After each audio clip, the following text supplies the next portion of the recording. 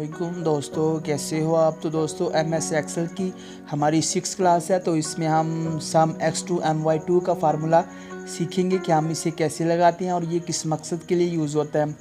तो सम x2 my2 है जो कि वो x एक्सिस और y एक्सिस की वैल्यू को सम करने के लिए हम यूज़ करते हैं। तो चलिए देखते हैं कि हमने इसे कैसे लगाना है। तो वीडियो स्टार्ट करने से पहले आप लोगों से रिक्वेस्ट है कि आप मेरे चैनल को सब्सक्राइब करें, मेरी वीडियो को लाइक करें, कमेंट करें और अपने दोस्तों के साथ शेयर करें।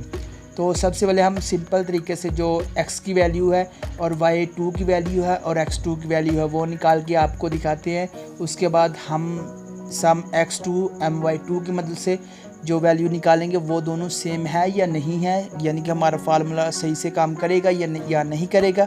तो सबसे पहले हमने सिंपल तरीके से इसकी जो वैल्यूज़ है वो निकाल के देखनी है। तो सबसे पहले हम x2 की वैल्यू को देखेंगे। तो x2 की वैल्यू हम कैसे निकालेंगे, यानी कि जो x की वैल्यू है उसके अंदर x के अंदर जो वैल्यू है उसको हमने मल्टीप्लाई उसी के साथ करना है, तो x2 की वैल्यू निकल जाएगी, ठीक है। और y2 की वैल्यू को निकालने के लिए हमने y की जो वैल्यू है उसको हमने दोबारा उसी वैल्यू के साथ मल्टीप्लाई करना है, तो हमारे पास y2 की वैल्यू निकल आएगी, ठीक है। तो उसके बाद हमने x2 माइनस y2 का जो है वो निकालना है, x2 का माइनस y2 निकालना है, ठीक है। इनका माइनस निकालना है, तो उसके लिए भी हम इनका माइनस निकालेंगे। तो चलिए हम इसको निकाल के देखते हैं और आप लोगों को बताते हैं कि हमने ये सम x2 my2 का जो फार्मूला है वो कैसे लगाना है। तो चलिए वीडियो स्टार्ट करते हैं। सबसे पहले हमने x2 की वैल्यू निकालनी है, तो हम इज इक्वल टू लिखेंगे, ठीक है।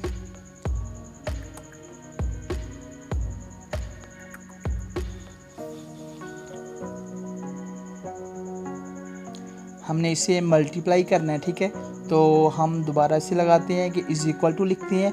उसके बाद हमारे पास x की वैल्यू 5 है, तो इसको हमने मल्टीप्लाई करना है 5 के साथ, ठीक है। तो दोबारा हम इसी सेल को सिलेक्ट करेंगे, देन इंटर करेंगे, तो हमारे पास इसकी जो वैल्यू है वो मल्टीप्लाई होके हमारे पास आ जाएगी, यानी कि 5 को 5 के साथ मल्टीप्लाई करेंगे तो उसका आंसर हमारे पास आ जाएगा, ठीक है। तो ऑटोफिल की मदद से हम सब का जो x2 की वैल्यू है वो निकाल लेते हैं। उसके बाद हमने y2 की वैल्यू भी वैसे ही निकालनी है। इज इक्वल टू लिखने के बाद आपने y की जो वैल्यू है उसको आपने उसी के साथ मल्टीप्लाई कर देना है, तो हमारे पास इसकी वैल्यू भी निकल आएगी, ठीक है।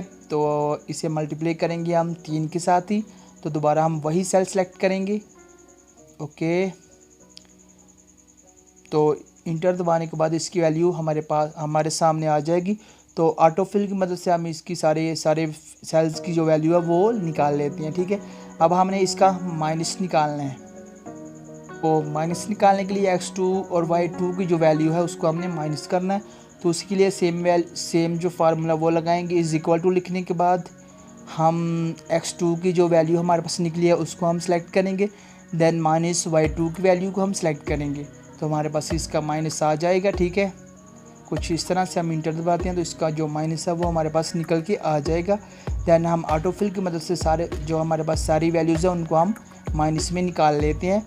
उसके बाद हम इन x2 और y2 की जो वैल्यू है उसको हम सम करके देखते हैं कि हमारे पास क्या आंसर आता है। तो सम का फार्मूला आपको आता है कि इज इक्वल टू लिखने के बाद आपने सम लिखना है, ब्रैकेट को स्टार्ट करना है और सारे जो सेल्स हैं जिनकी वैल्यूज़ को आपने सम करना है उनको सेलेक्ट कर लेना। तो हमारे पास इसकी जो वैल्यू है वो 60 आ चुकी है, ठीक है।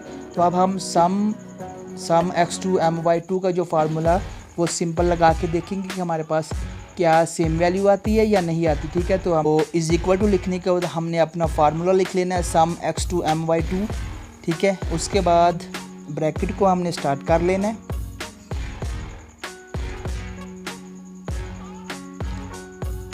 तो ब्रैकेट को स्टार्ट करने के बाद हमारे पास आता है कि एरे x, जो x का सेल है उसको हमने सेलेक्ट कर लेना है। तो ये इस साइड को हमारे पास x का सेल है, तो उसको हमने सारे सेल्स जो वैल्यूज़ लिखी हुई है उनको हमने सेलेक्ट करना है, ओके। उसके बाद हमने कॉमा लगाना है और दूसरी हमारे पास जो एरे y का ऑप्शन है उसको हमने y के जो सारे सेल्स हैं उसको हमने सेलेक्ट कर लेना है, देन इंटर करेंगे ब्रैकेट बंद करने के बाद, तो हमारे पास सेम वैल्यू निकल के आ जाएगी, ठीक है, इसी तरह। तो दोस्तों उम्मीद करते हैं कि आपको सम x2 my2 का जो फार्मूला है उसकी समझ आ चुकी होगी। तो चलिए मिलते हैं अगली वीडियो में, तब तक के लिए अल्लाह हाफिज़।